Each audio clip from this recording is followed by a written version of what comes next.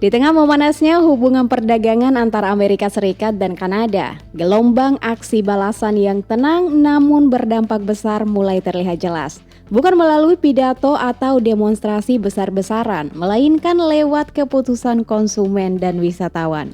71% warga negara Kanada menyatakan akan mengurangi belanja produk Amerika sepanjang tahun 2025. Sebagai bentuk respon terhadap tarif yang diberlakukan Amerika Serikat dan pernyataan kontroversial Presiden Donald Trump yang menyebut Kanada layak menjadi negara bagian ke-51. Efeknya tidak bisa diabaikan. Ekonomi Amerika Serikat diprediksi akan kehilangan hingga 0,3% dari PDB atau sekitar 90 miliar dolar. Akibat dari kombinasi boikot terhadap produk-produk Amerika dan penurunan drastis jumlah wisatawan asing.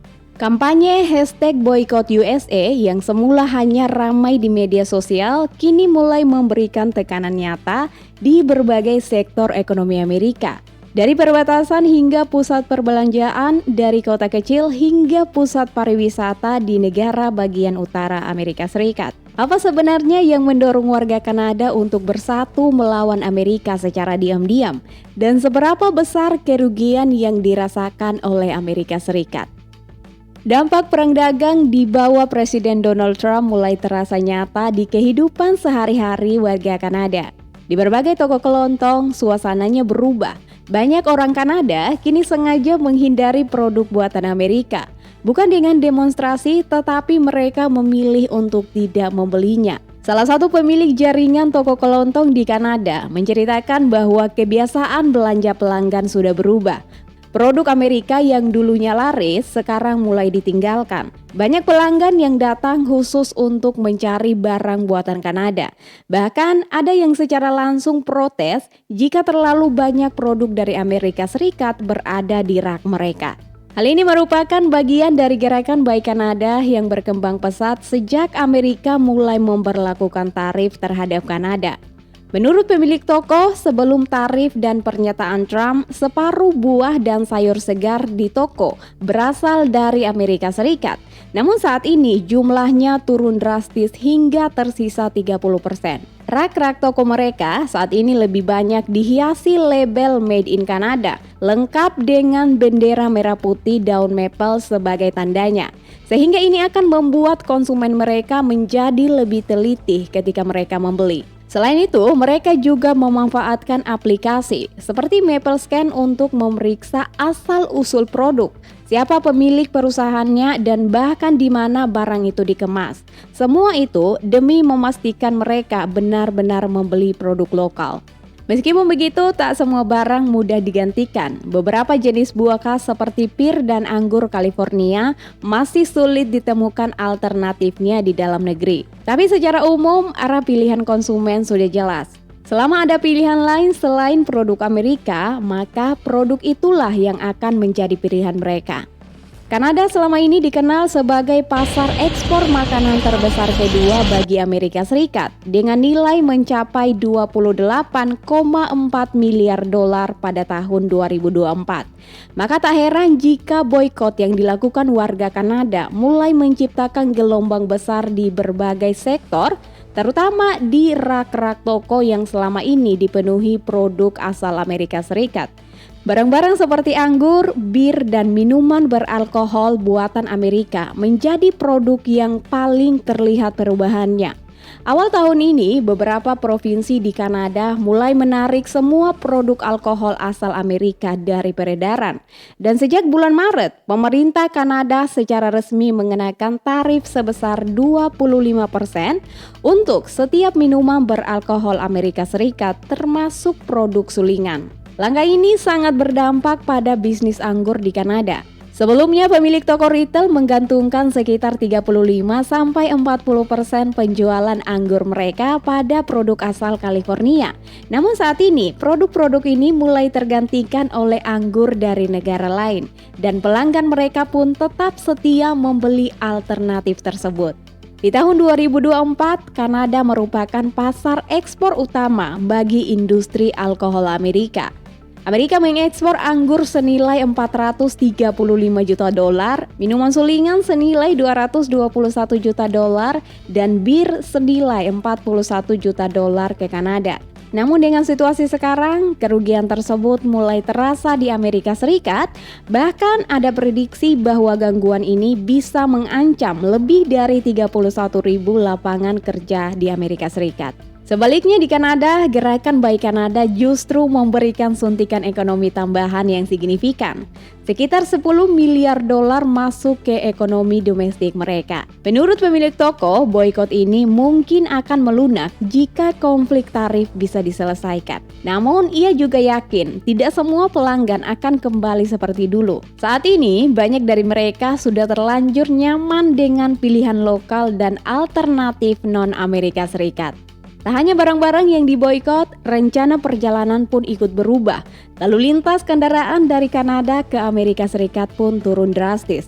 Data dari Longwood International pada April 2025 mengatakan lebih dari 60% warga Kanada menyatakan enggan melakukan perjalanan ke Amerika Serikat dalam 12 bulan ke depan.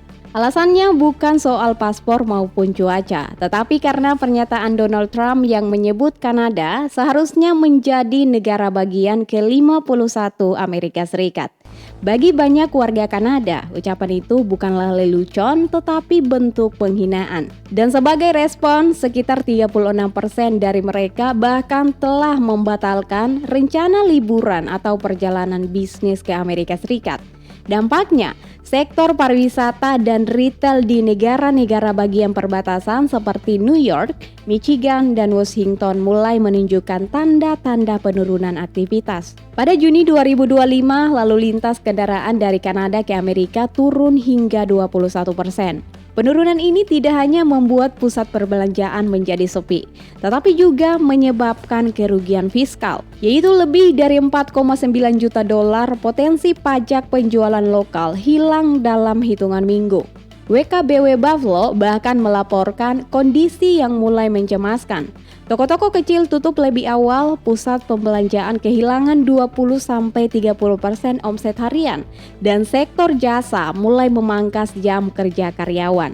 Senator Amerika Serikat Chuck Schumer pun turun tangan. Dalam pernyataannya kepada media lokal, ia mengakui bahwa ketegangan dengan Kanada kini berdampak langsung ke ekonomi domestik. Ia mendesak pemerintah untuk segera mengurangi retorika provokatif dan membangun kembali kepercayaan dengan mitra dagang utama mereka dari utara. Namun bagi warga Buffalo, kepercayaan itu mungkin tak bisa dibangun dengan kata-kata. Karena setiap kendaraan Kanada yang tak melintasi perbatasan hari ini, itu artinya tidak ada uang yang masuk ke kas lokal pada keesokan harinya. Namun di balik angka dan statistik, ada kisah manusia, ada rindu yang terpendam dan suara yang tidak bisa disampaikan oleh pemerintah, tetapi oleh rakyat biasa. Ketika angka turis dari Kanada anjlok, bukan hanya ekonomi Buffalo yang terpukul, tetapi juga rasa kebersamaan lintas batas yang sudah terjalin puluhan tahun. Di momen Canada Day, tanggal 1 Juli 2025, sesuatu yang tak biasa muncul di Toronto. Sebuah spanduk raksasa terbentang di Jalan Tol Kew, jalan utama penghubung Toronto dengan Niagara dan Buffalo. Isinya hanya ada 3 kata, yaitu Buffalo Loves Canada. Ini adalah bentuk kerinduan, sebuah harapan dari warga Buffalo agar tetangga mereka di utara tahu mereka masih dicintai dan masih diharapkan. Inisiatif ini datang dari Visit Buffalo Niagara, lembaga pariwisata lokal yang melihat langsung bagaimana ketegangan dagang telah memukul pendapatan mereka. Selama bertahun-tahun, wisatawan Kanada menyumbang hingga 40% dari kunjungan ke Buffalo, atau sekitar 9, juta orang per tahun. Namun, sejak seruan boikot digaungkan, angka itu anjlok lebih dari 20%. Dan bukan hanya billboard, pada malam harinya berbagai gedung di Buffalo termasuk City Hall diterangi lampu-lampu merah putih sebagai penghormatan untuk Kanada. Bahkan restoran, hotel, dan kapal wisata menawarkan diskon khusus hingga 30% bagi warga Kanada. Di sosial media, ribuan warga Buffalo menyuarakan dukungan mereka.